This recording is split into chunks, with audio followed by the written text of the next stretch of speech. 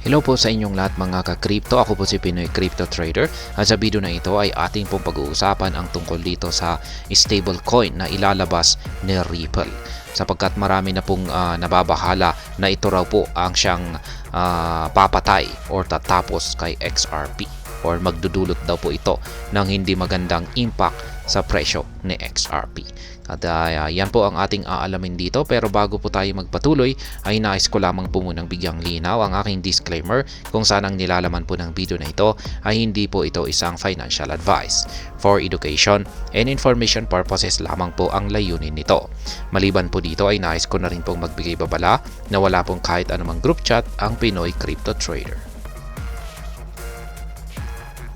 Ripple recently made waves with its announcement of introducing a new stablecoin pegged to the US dollar on the XRP ledger and Ethereum networks later this year. Kaya yan, isa po itong napakalaking balita na inilabas ng Ripple kung saan ay mag-i-introduce po sila or maglalabas po sila ng stablecoin. Ayan, sa kanilang XRP ledger or XRPL at saka sa Ethereum network. Kaya yan, sa mga hindi po nakakalam kung ano ang stablecoin, ay ito po yung mga cryptocurrency na kung saan yung kanilang value ay nakadikit or equal po sa value ng US dollar.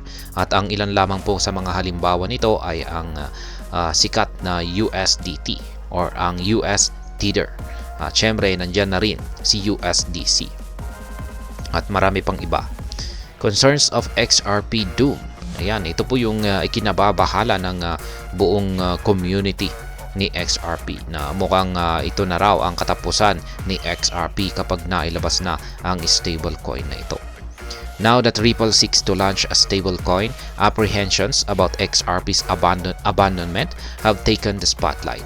In response, CryptOrator noted that the development does not particularly spell the end for XRP.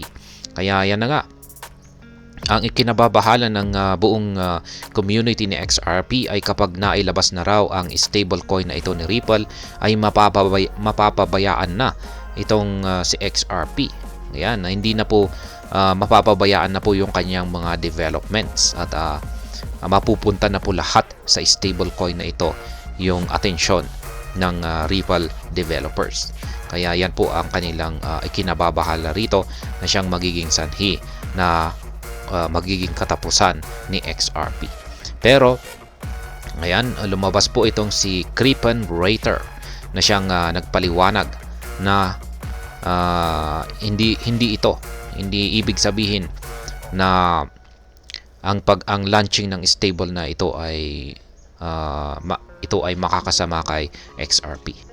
Kaya yan, siya po ay nagbigay ng paliwanag dito. Sabi po rito ay in an attempt to provide a basic overview of stable coins, he noted that stable coins are digital representations of real world assets aimed at maintaining a stable value pegged to these assets. Kaya yan na nga yung aking pinaliwanag kanina na ang mga stable coins ay nakadikit po ito sa presyo ng mga real world assets o yung totoong value ng mga pera natin, or particular po ang US dollar.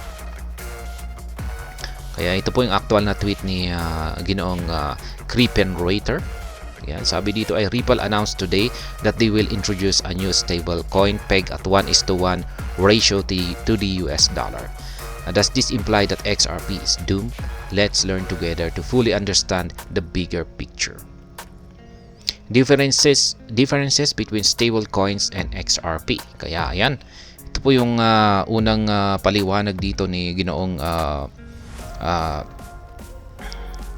CryptOrator. Ayan, sabi niya rito ay yung ano nga ba ang pagkakaiba ng stable coins at saka ang itong si XRP. The crypto researcher then highlighted major differences between stable coins and XRP. This move shows that XRP boosts some unique features that are not inherent in stablecoins, making it difficult for the upcoming Ripple stablecoin to replace it. Kaya yan po yung unang-unang dahilan ng researcher, ng crypto researcher na ito na si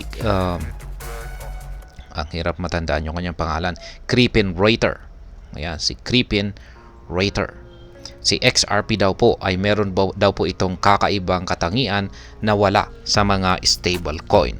Kaya yan po ang dahilan kung bakit mahirap na i-replace nitong stablecoin ni Ripple itong si XRP.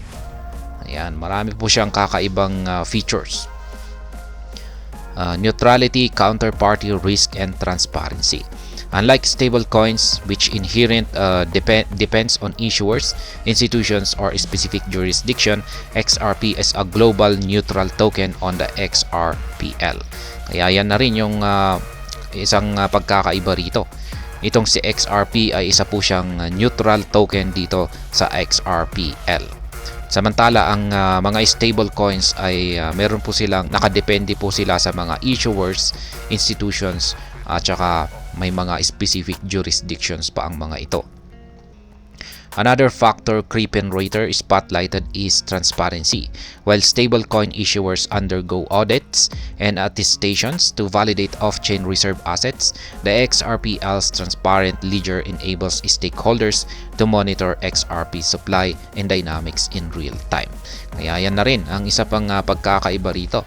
Ang stablecoin ay kailangan pong dumaan ito sa mga audits, mga attestations para ma-validate ang kanilang mga off-chain reserve assets. Pero pagdating po sa dito kay XRP ay mas madali pong yung kanyang transparency ay mas madali pong namomonitor ng mga stakeholders sa pamamagitan po ng sa kanilang supply dynamics. Ayan, sa pamamagitan ng XRP's supply dynamics. Ripple stablecoin would not replace XRP. Kaya ayan. Kaya ayon kay Ginoong Crispin Rater ay hindi po talaga hindi po talaga napaka-imposible na mari-replace ng stablecoin ni Ripple ang XRP. Given stablecoins' growing dominance in the crypto space, Crispin Rater believes Ripple's stablecoin project could record success. He believes the new XRPL AMM functionality would lead to the launch of AMM with currency pairs involving XRP and the Ripple stablecoin. Kaya yan ang paniniwala po ni Ginoong Crispin Rater na magkakaroon po ng malaking tagumpay ang stablecoin project na ilalabas ni Ripple. Kaya yan. Sa kabuuan ay ayon po kay Ginoong Crispin Rater ay hindi daw po makakasama ang stablecoin na ilalabas ng Ripple, na hindi po tulad ng inaasahan ng karamihan na ito ang siyang magdudulot ng katapusan ni XRP. At hanggang dito na lamang po tayo sa video na ito. Sana po ay inyong nagustuhan ang aking paliwanag sa video na ito.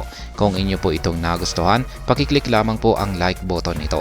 Para naman po sa mga bago lamang dito, kayo po ay aking inaanyayahan para mag-subscribe. Pakiclick na rin po ang bell icon nito dahil ito po ang siya magsisilbing notification nito sa mga bago kong videos na aking pong ina-upload sa aking YouTube channel na ito. Marami pong salamat sa panonood.